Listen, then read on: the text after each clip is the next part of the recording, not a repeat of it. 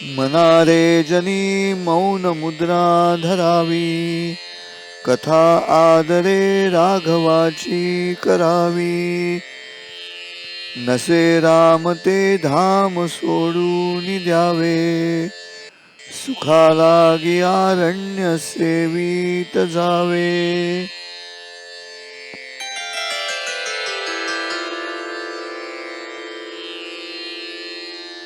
अरे मंधरो मौन मुद्रा को जन्मे, कथा नित्य श्री राम हो मन ही मन में। दे छोड़ वो धाम जहाँ राम ना हो, सुखी धाम वो कानन भी न क्यों हो।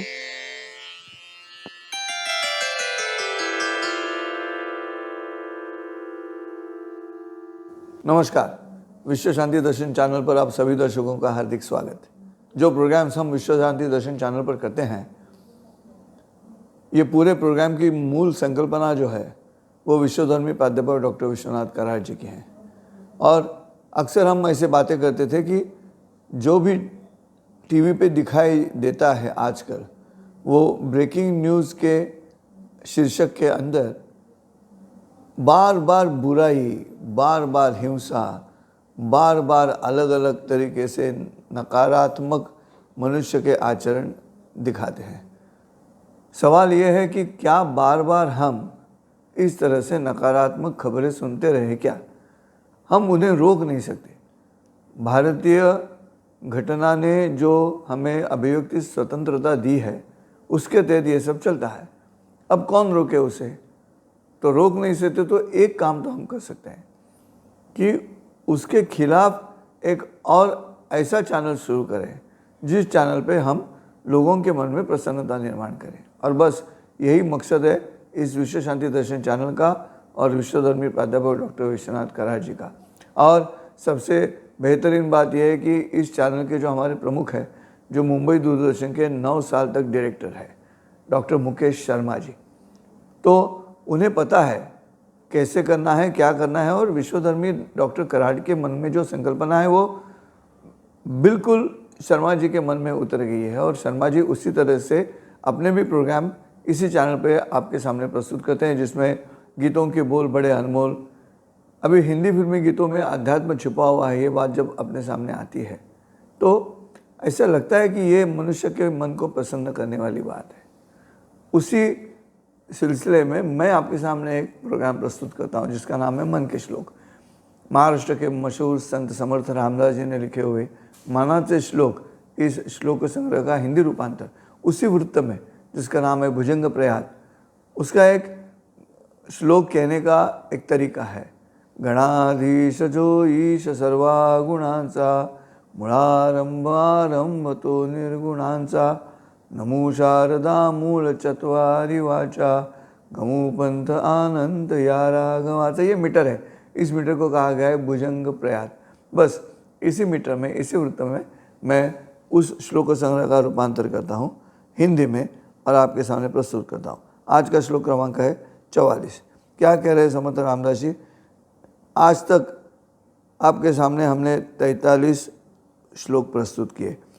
आपके ध्यान में तो आया होगा कि समर्थ रामदास जी प्रभु रामचंद्र के भक्त हैं और बार बार अपना निजी जीवन और श्री राम, इसका रिश्ता क्या है, ये वो अपने श्लोक में कहते रहते हैं।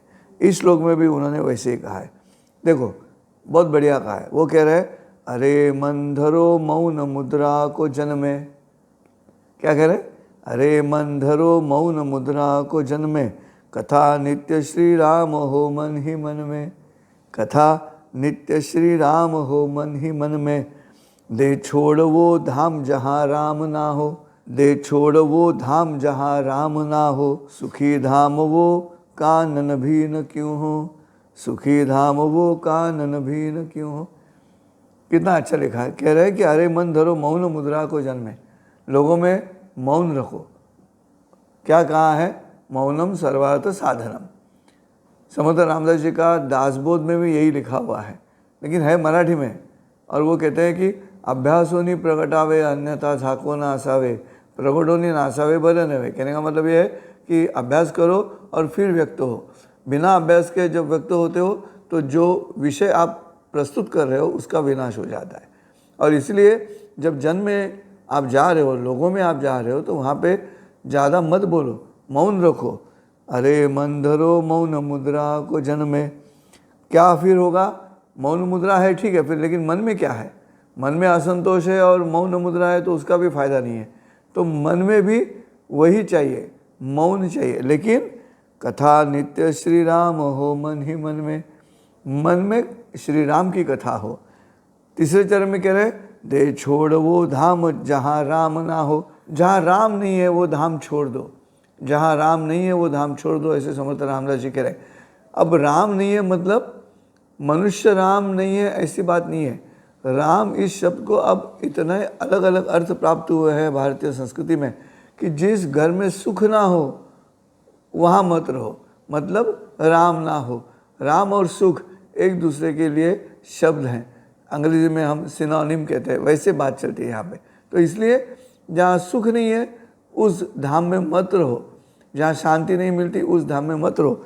इसलिए दे छोड़ वो धाम जहाँ राम ना हो। लेकिन घर की आवश्यकता है क्या? हमें चार दीवारों की आवश्यकता है शांति के लिए, सुख के लिए? नहीं। आखिरी चरण में कह रहे हैं सुखी धाम वो कानन भी न क्यों हो। कानन यानी जंगल, वन। अब कानन और वन में भी आप सुखी रह सकते हो, उसके लिए दीवारों की आवश्यकता नहीं है। अगर आप शांत हो, प्रसन्न हो, तो कानन यानी जंगल भी न क्यों हो, आपको सुख मिलेगा, मन शांति मिलेगी। देखिए आसान काम है, आखिर ज़िंदगी में जीना है और मरना है।